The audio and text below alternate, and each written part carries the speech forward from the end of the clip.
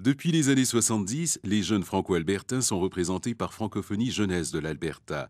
Mais 20 ans auparavant, dans les années 50, un autre mouvement jeunesse francophone avait vu le jour, la Relève albertaine.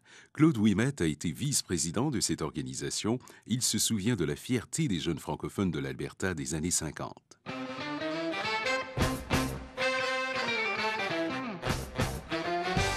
Bien, pour moi, un des moments forts, des moments qui me revient souvent, c'est le congrès de la Relève albertaine qui a eu lieu à Saint-Paul, en Alberta.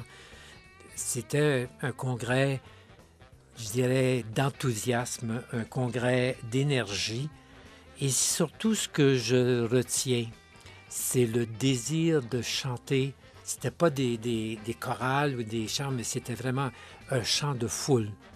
Et puis, il y avait comme une explosion, un désir de s'exprimer par le chant. Et ce congrès, pour moi, a été vraiment peut-être un des hauts points que je me souvienne de la Relève. L'idée de ce mouvement est venue lors d'une réunion de l'Association des éducateurs bilingues de l'Alberta en 1950. C'était suite à une suggestion du père Forget. Les jeunes étaient encouragés à correspondre et à écrire des circulaires mensuels que les écoles s'échangeaient.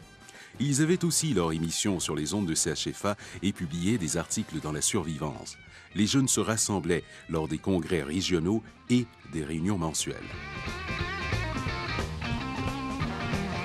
Il y avait un très gros congrès à chaque année qui réunissait 300, des fois 600 élèves de partout dans la province. Et puis, je pourrais dire que c'est peut-être avec la Relève qu'on a commencé des choses comme, oui, comme franco-albertain, on pouvait faire du théâtre. Oui, comme franco-albertain, on pouvait faire du chant. Oui, comme franco-albertain, on pouvait écrire, on pouvait s'exprimer. Et c'était des débuts d'expression culturelle, mais je pense que si on regardait très attentivement, on verrait que c'est dans la Relève albertaine que c'est qui a pris racine ce goût de s'exprimer culturellement.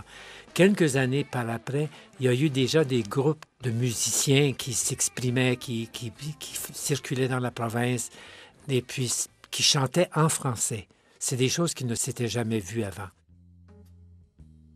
Novembre 1959 marque le 6e et dernier congrès de la Relève.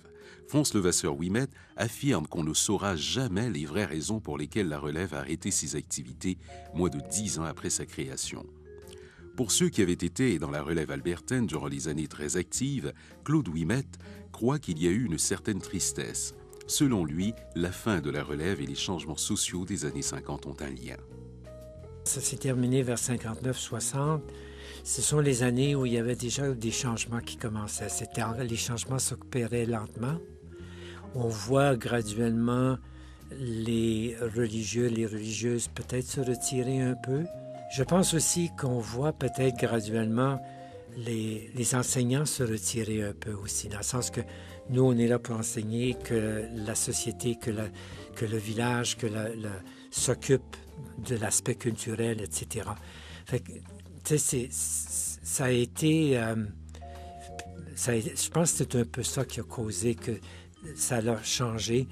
Il y a eu peut-être des conflits de personnalité aussi, je pense, qui a causé que ça s'est fermé très rapidement. La Relève a vraiment essayé de donner une fierté d'être franco-albertain. C'est pour ça que moi je dis que peut-être que la Relève, c'est là où a germé un peu tout ce désir d'expression culturelle. Il y a eu certainement une chose que moi auquel je peux témoigner, c'est que je pense qu'il y a toujours eu ce désir, il y a toujours eu ce besoin d'association de jeunesse.